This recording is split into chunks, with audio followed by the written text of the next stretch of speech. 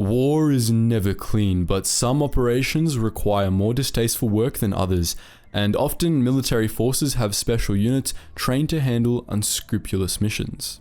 The Grand Army of the Republic was no different. Its war against the Confederacy of Independent Systems involved plenty of espionage, sabotage, and assassination, and specialized clones were trained to handle those missions.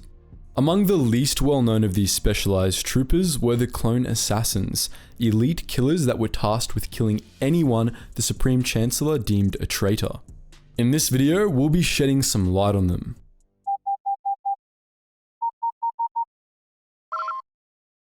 Attention, Sergeant on deck!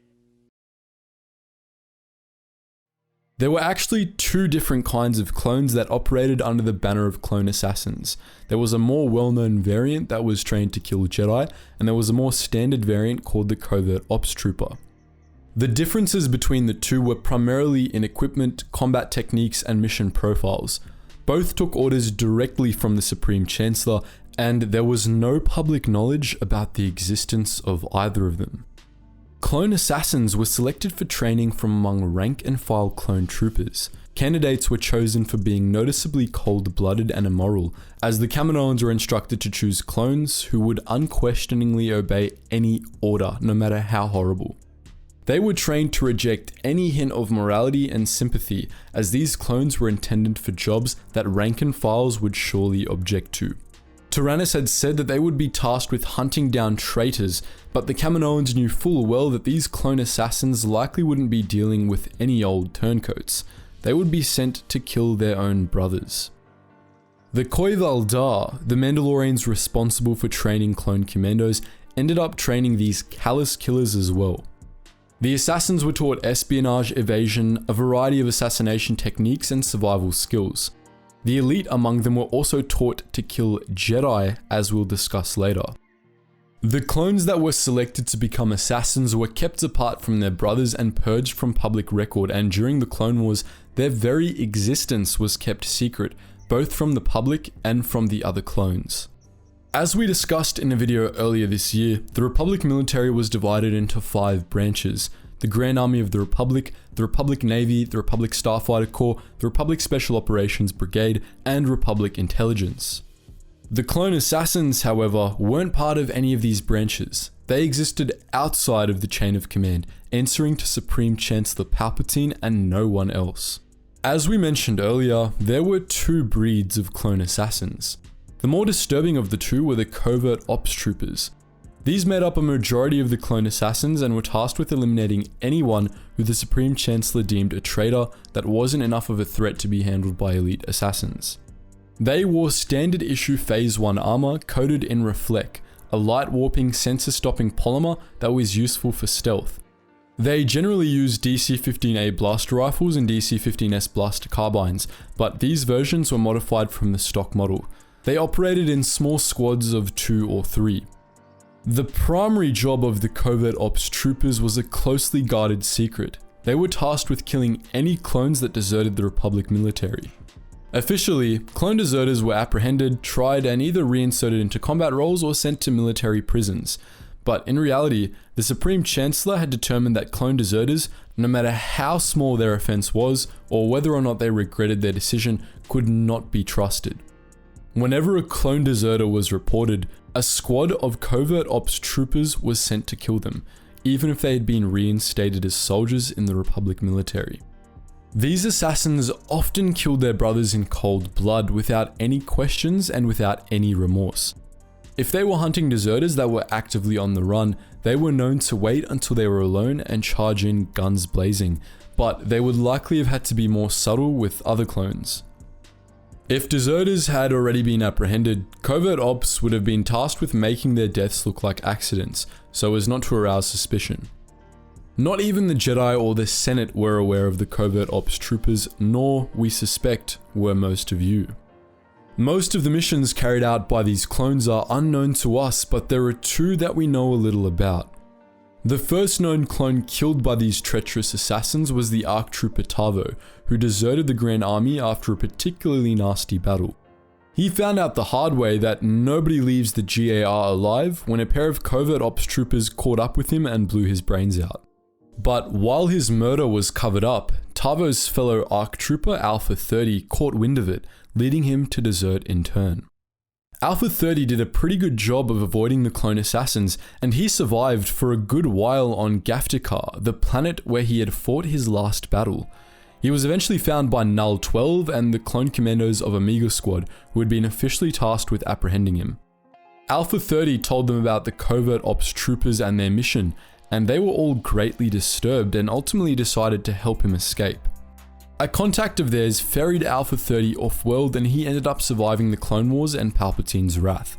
Shortly after this, Omega Squad received confirmation that Alpha 30's story had been true and that the covert ops troopers were indeed real. A pair of covert ops troopers tasked with killing Alpha 30 mistook Darman, one of Omega Squad's commandos, for the rogue clone and attempted to kill him without warning. Darman ultimately got the upper hand on his attackers and managed to kill them both. When he did, he was horrified to discover that he knew who those particular clone assassins were. They had trained alongside him under Cal Skirata back on Kamino.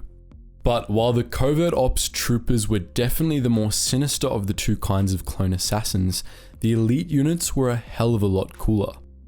These clone assassins were specifically trained to kill Jedi, with Supreme Chancellor Palpatine justifying this as a necessity in case a Jedi General turned traitor. Of course, they were really intended for use in the Great Jedi Purge. Many of the Jedi Padawans who fought training duels against these clones ended up being killed by them during Operation Nightfall. For those of you who've played Jedi Fallen Order, these guys are essentially Electro-Baton Purge troopers, but more skilled.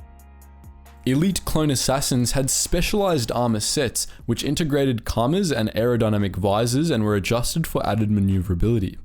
Most notably, their armor featured a pair of forearm mounted vibroblades which they used in combat alongside DC-17 blaster pistols and occasionally DC-15X sniper rifles. They generally preferred to use the vibroblades, however, as they were better suited to killing Jedi than blasters. If I see one more idiot attacking a Jedi with a blaster pistol, then I'll kill them myself. Jedi killing clone assassins were trained in Teras Kasi, a martial art that was both incredibly hard to master and incredibly effective. They were also trained to resist certain force powers, like mind tricks, as well as to avoid or combat those that could not be resisted, like telekinesis. Their rigorous combat training drills made them extraordinarily fast, and they also had incredible stamina and reflexes. Clone assassins were the best fighters of all their brothers, and a squad of them could easily kill a Jedi Knight. In combat, clone assassins relied primarily on their vibroblades, which could parry lightsabers and were easy to integrate with Teras Kasi. Their combat tactics were based around agility, surprise, and unpredictable rapid attacks, which were essentially the same methods General Grievous used to kill Jedi. They wouldn't hesitate to attack from behind, and they would never draw out fights. These assassins meant business, and they would slice enemy combatants to ribbons at the soonest possible opportunity. Elite clone assassins were first deployed during Operation Nightfall, the 501st Legion's assault on the Jedi Temple. As Darth Vader led the 501st in a march up the temple steps, they snuck into the building and started picking off stray Jedi, and once the 501st began their assault, they moved out into the open, slaughtering any Jedi that got in their way. Darth Vader personally took on the task of killing the greatest masters present in the temple, as well as a room full of younglings, but the remaining masters and the strongest knights were likely killed by the assassins instead of by rank and file 501st troops. After the success of Operation Nightfall, most of the clone assassins that had participated in the attack worked alongside Vader's fist to protect the ruined Jedi Temple. As Vader himself had been sent to Mustafar after the temple fell, the assassins were tasked with killing any Jedi that posed a significant challenge to the rank and files. When Yoda and Obi-Wan Kenobi infiltrated the temple during the declaration of a new order, they were ambushed in the communication center by squads of clone assassins. Those assassins failed, obviously, but others proved to be quite effective against other Jedi who attempted to re-enter the temple. So that's the story of the clone assassins. The ruthless, fratricidal clones Chancellor Palpatine doesn't want you knowing about. But what do you think? Are you familiar with either of these special units? Feel free to post your thoughts in the comment section below. And just before you abandon me, guys, if you do want to join our wider community, check us out on Discord and our Geetsies Gaming Network. And if you want access to our behind the scenes Discord where you can chat to myself and the whole team, then consider donating to Patreon as well.